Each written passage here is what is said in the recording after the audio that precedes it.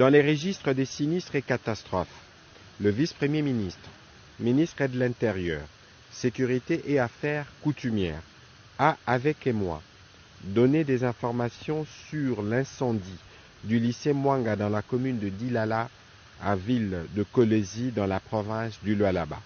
Cette situation rappelle l'urgence de réorganiser la protection civile et les services des sapeurs-pompiers dans tout le coin de la République démocratique du Congo. Les bilans définitifs de cet incendie indiquent un mort, une lycéenne, 24 heures après l'incendie,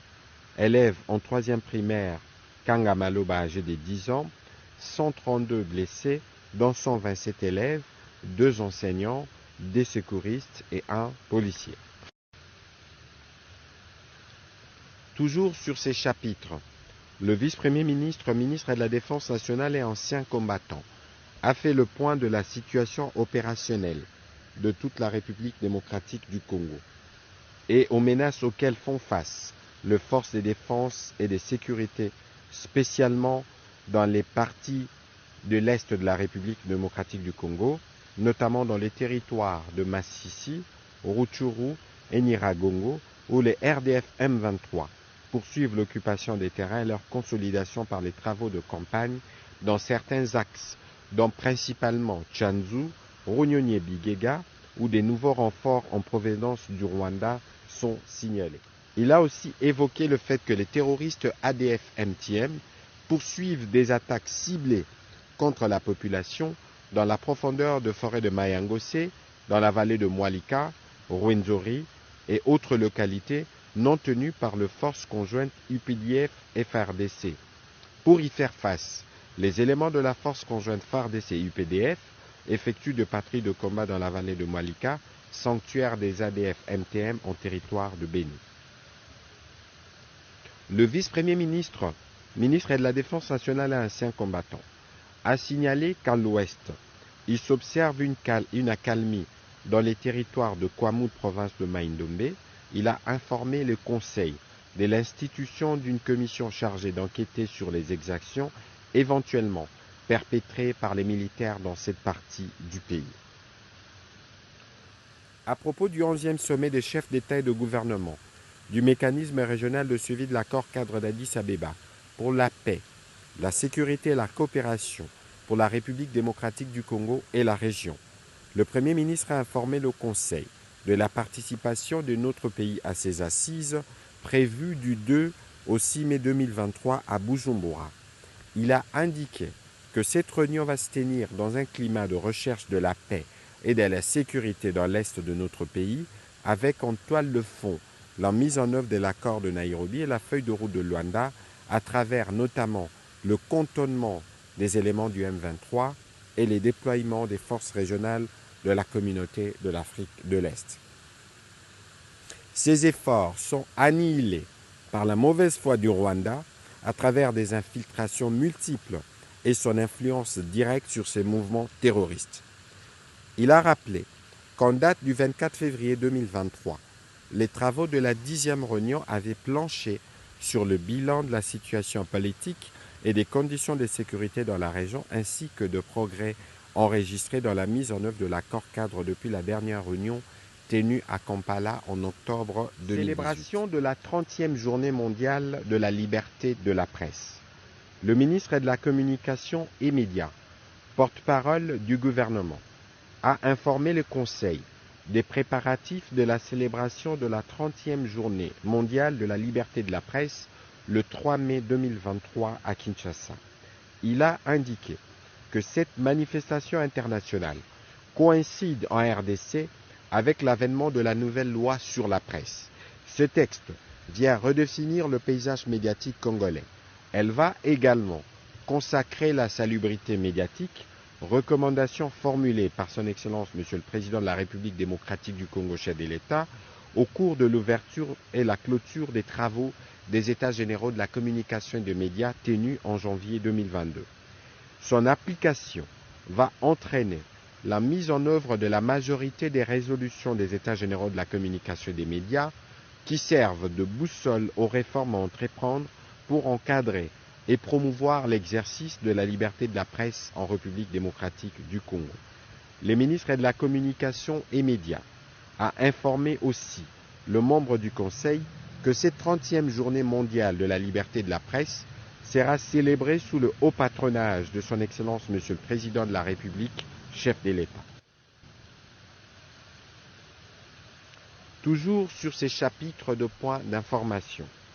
Rapport sur l'état d'avancement des préparatifs des 9e Jeux de la francophonie à Kinshasa. Le vice-premier ministre,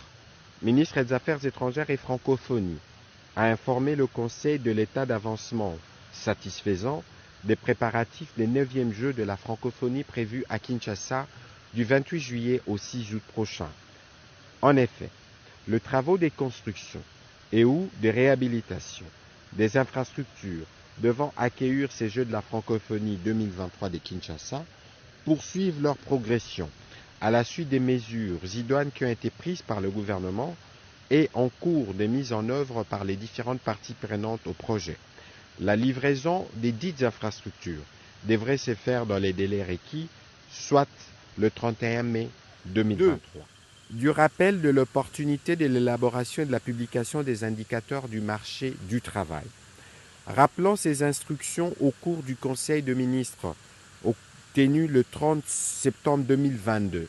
concernant l'opportunité d'intégrer les indicateurs du marché du travail dans le cadre macroéconomique et budgétaire. Le président de la République a indiqué que chaque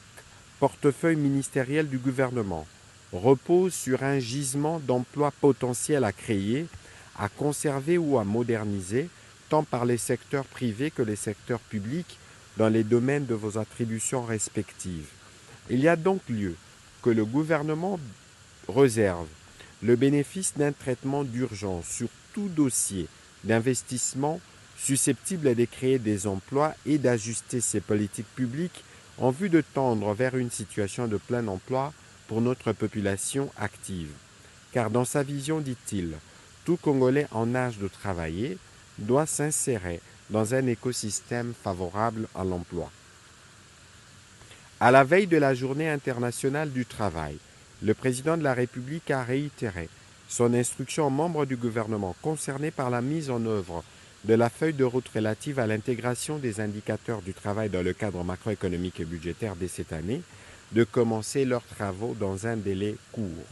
Il a chargé le ministre d'État, ministre du Budget, et les ministres des Finances de faciliter l'organisation des activités prévues par la dite feuille de route afin d'obtenir, dès la fin du trimestre en cours, les principaux indicateurs retenus, à savoir la population active, le taux d'activité, le taux de chômage, mais aussi de projeter le potentiel des emplois à créer dans des secteurs tels que l'environnement, la gestion des déchets et les tourismes. Dernier chapitre du Conseil de ministres de ce jour, relatif à l'examen et à l'adoption de dossiers. Un dossier a été examiné. Reconduction du contrat programme de la société usine de panification de Kinshasa. Le ministre de l'Industrie